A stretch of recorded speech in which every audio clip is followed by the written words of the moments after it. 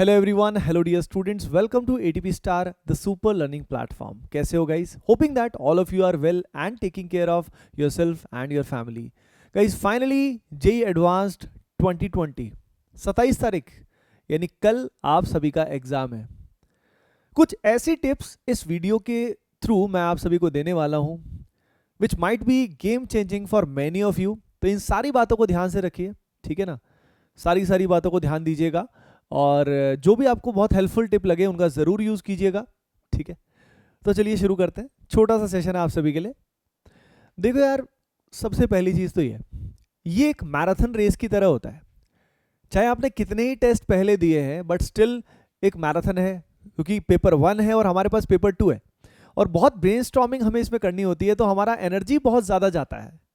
यानी सबसे इंपॉर्टेंट आपको अपनी एनर्जी को प्रिजर्व करके रखना होगा, ठीक है? इसका मतलब क्या है कि भाई जो भी आपका एग्जामिनेशन सेंटर है, जो भी आपका एग्जाम सेंटर है, पहली चीज़ तो हो सके तो कल एक बार उसको विजिट ज़रूर कर लीजिए, अगर ऐसा पॉसिबल है तो बहुत अच्छा रहेगा, ठीक है? और क्योंकि क्या है ना, सुबह सुबह सीधा अगर वहाँ पहुँचोगे तो एक बार क्या होता है, सराउंडिंग से हम कंफर्टेबल नहीं होते, है ना? तो हमें थोड़ा बटरफ्लाइज इन द स्टमक उस तरह की फीलिंग आती है।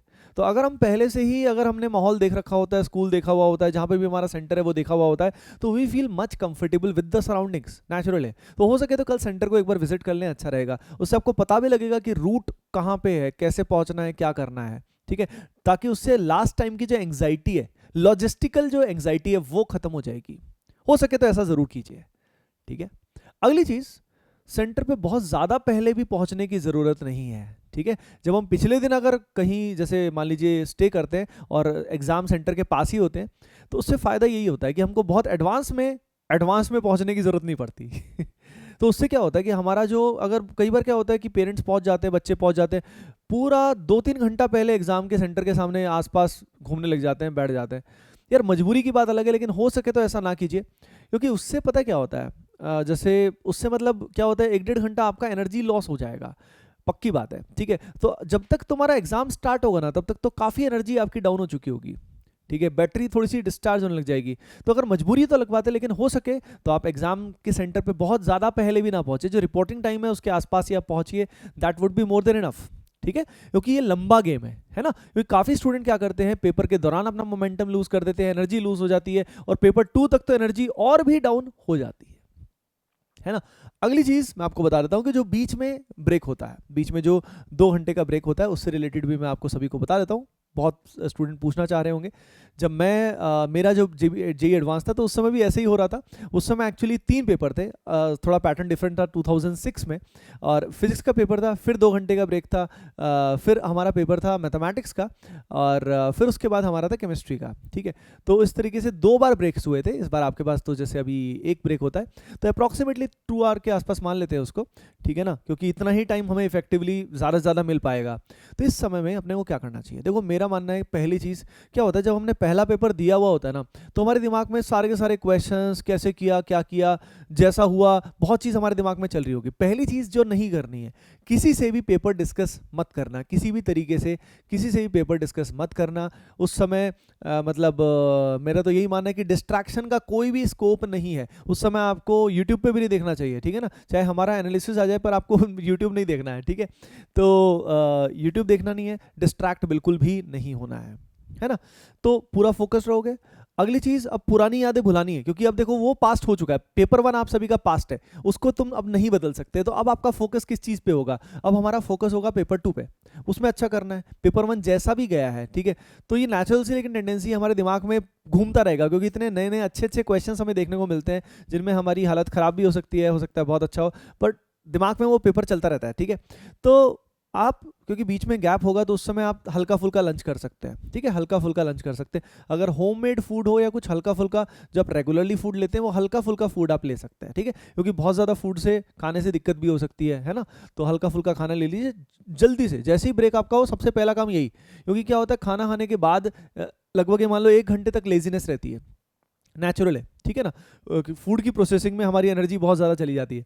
तो पॉइंट इज दैट कि उस समय आप हो सके तो अगर आपके साथ पास आपके पेरेंट्स हैं या आपके गार्डियन है कोई ना कुछ जो आपको जगा सकते हैं, तो आप अगर थोड़ा सा एक पावर नैप टाइप से हाफ एन आवर के आसपास अगर ले पाओ जेन्युइनली, या आप एक आइज क्लोज करके जो रेस्ट करना हो जाता है ना, डीप ब्रीदिंग होती है, उससे आपकी एनर्जी रिस्टोर हो जाएगी। यानी ये समय अपनी बैटरी को चार्ज करने का होता है, दोबारा से चार्ज करने का होता है और पुरानी यादों को भुला देने का होता है, ताकि नए पेपर को, पेपर 2 को फुल उतनी ही एनर्जी से आप सॉल्व कर पाओ जितना पेपर 1 आपने किया था। बहुत सारे स्टूडेंट्स का एनर्जी उस समय डाउन हो जाता है, और आप सभी एटीपीएंस हो, आप सभी फाइटर्स हो, आप सभी का एनर्जी लेवल डाउन आपको नहीं होने देना है। अब सवाल आता है पेपर के दौरान। पेपर के दौरान भी कुछ बातें मैं आप सभी के साथ शेयर कर देता हूं। पहली चीज तो ये कि भाई इंस्ट्रक्शंस को ढंग से पढ़िएगा, क्योंकि हो सकता है मार्किंग स्कीम में कुछ चेंज आ जाए, या फॉर एग्जांपल जो हमारे न्यूमेरिकल वैल्यू के क्वेश्चंस होते हैं उनको फिल कैसे करना है। क्योंकि यार आप में से बहुत सारी भटकती आत्माएं बाद में बोलती हैं कि सर मैंने 9 लिख दिया, 9.00 नहीं लिखा, या इस तरह से नहीं लिखा। अरे भाई जो इंस्ट्रक्शंस है उनको पढ़ लो पहले ठीक से, इंस्ट्रक्शन ठीक से पढ़ लोगे तो दिक्कत आएगी ही नहीं, है ना। तो इंस्ट्रक्शंस को ठीक से पढ़ना और उसको एग्जैक्टली फॉलो कीजिए, ठीक है। एंग्जाइटी के टाइम में हम कई बार इंस्ट्रक्शंस को ठीक से नहीं पढ़ते और हालत खराब हो जाती है। कभी कभी क्या होता है कि इंस्ट्रक्शंस में हमको पता लगता है कि नए तरह के क्वेश्चंस आए हुए हैं या मार्किंग स्कीम थोड़ी नई है, तो याद रखिए उसके हिसाब से अडेप्ट होना बहुत बहुत ज़रूरी है, ठीक है। जैसे मैं आपको बताता हूं कि जब 2006 में पेपर आया था तो पैटर्न बिल्कुल यूनिक था।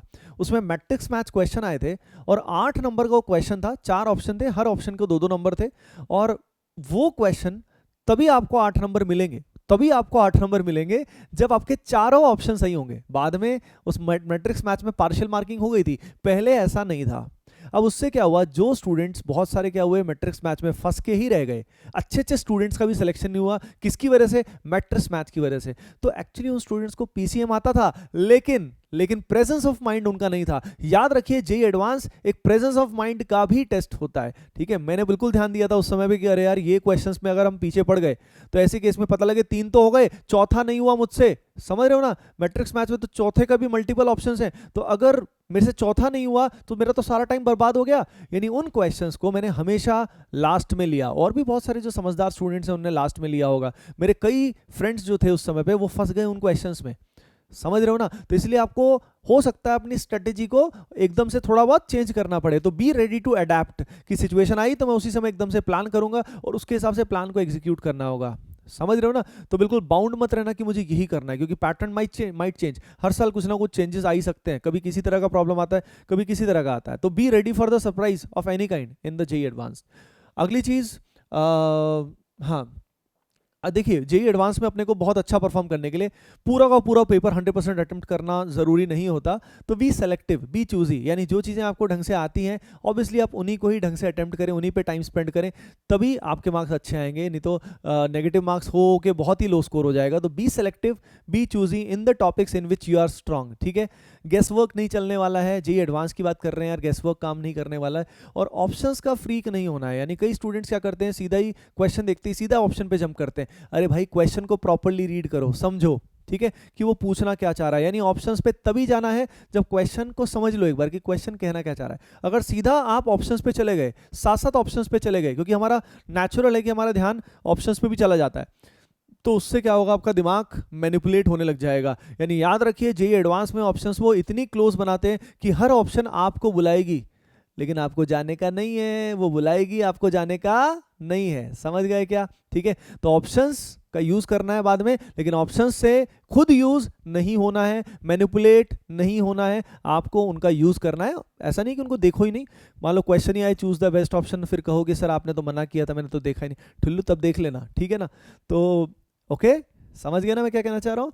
अगली चीज़, अगर बाय द वे हम स्टक हो जाते हैं एग्जाम में, कई बार क्या होता है, जैसे मेरे साथ हुआ था, मैथमेटिक्स में हुआ था, काफ़ी टाइम चला गया था और मैं स्टक हो गया था, ठीक है। फिर ऐसे केस में पेशेंस अपना लूज मत करना, क्योंकि याद रखिए अगर आपने तैयारी अच्छे से करी है और अगर आप स्टक हुए हो, टफ पेपर आया है, तो वो आपके लिए नहीं सभी के लिए आया है, गारंटीड मान लेना, ठीक है।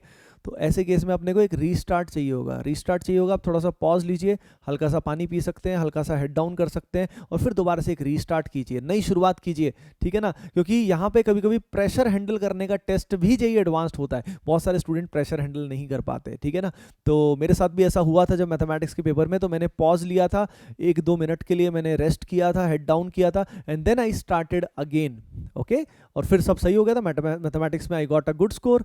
उसके अलावा गाइज स्टार्टिंग बहुत इंपॉर्टेंट होती है, स्टार्ट कीजिए एग्रेसिवली, ठीक है, एग्रेसिवली स्टार्ट कीजिए, क्योंकि शुरुआत में कई क्वेश्चन अगर एडवांस के अच्छे से सॉल्व हो जाए ना तो मोमेंटम बिल्ड हो जाता है, लेकिन वो स्टार्टिंग के क्वेश्चन सेलेक्ट करना, सही से सेलेक्ट करना बहुत ज़रूरी होता है कि कौन से क्वेश्चन सेलेक्ट करें। तो उसके लिए पहले से ही आपके ब्रेन में एक प्लान होना चाहिए कि यार किस तरह के क्वेश्चन, कौन सा सेक्शन, किस तरह की चीज़ पे मुझे पहले अटेम्प्ट करना है। वो शुरुआत अगर अच्छी हो गई ना, पहले 15-20 मिनट में अगर हमने कुछ क्वेश्चन सॉल्व कर दिए, बस फिर फ्लो बनना शुरू हो जाएगा। तो गाइस स्टार्टिंग बहुत इंपॉर्टेंट है। पहला कदम इस मुकाबले में आपको मतलब बहुत सोच समझ के रखना है। वो कहते हैं ना, a well begun is 50% done, ठीक है। तो लगभग ये बात सही है, स्टार्टिंग अगर अच्छी हो गई तो आगे आपके जीतने की संभावनाएं बहुत ज़्यादा बढ़ जाएंगी। एंड एनर्जी को मेंटेन रखना है, जैसे मैंने पहले बताया था, उसको मेंटेन रखने के लिए पहले एनर्जी को खत्म नहीं होने देना है, और ब्रेक के दौरान भी आपको एनर्जी को खत्म नहीं होने देना है। परफेक्टली फोकस्ड रहना है, अपने आसपास के माहौल से, जो एग्जाम में माहौल है, ठीक है, उससे आपको परेशान नहीं होना है, ना ही डिस्ट्रैक्ट होना है, ना ही किसी स्टूडेंट से, अननोन स्टूडेंट से इंटरेक्शन बिल्कुल नहीं करना है। इनफैक्ट नॉन स्टूडेंट भी अगर आपके साथ हैं, उनसे भी एग्जाम के बाद बिल्कुल बात नहीं करनी है कि भाई पेपर 1 के बाद कि कैसा गया, कितना, मान लो पता लगे आपको पेपर टफ लगा, लेकिन दूसरे ने बोला अरे यार ये तो बहुत आसान था। अब पता लगे, समझ रहे हो ना, मतलब उस चक्कर में हम परेशान हो रहे हैं, अरे यार पता लगे कि वो ठुल्लू जो है उसका पेपर बिल्कुल बर्बाद गया, सिर्फ आपको डिमोरलाइज करने के लिए बोल रहा है। तो इस तरह के गेम से बच के रहे, दुनिया बहुत ही पापी है और पापियों से दूर रहें। और अगर आप खुद पापी हैं, ठीक है, तो भाई किसी और को डिमोरलाइज करने की आवश्यकता नहीं है, ठीक है। तो जो जो मेरे एक्सपीरियंस रहे हैं, खुद जब मैंने जेईई एडवांस क्रैक किया था 2006 में, और जो जो परेशानियां मैंने फील की थी, जो गलतियां मुझसे हुई भी थी, होपिंग दैट आप वो गलतियां ना करें। And you have to give your best, you will give your best, you all are एटीपीएंस, you all are the fighters, you will do really well, don't worry at all. And बस ध्यान रखना, logic से सोचना, ठीक है ना, बिल्कुल दिल की मत सुनना, logic, that is the main thing. Okay everyone, so that is it for the day and I wish you all the best for JEE Advanced 2020 guys. आप बहुत अच्छा करोगे, God is with you and love you all from Team ATP Star. Bye bye, take care and मचा दो।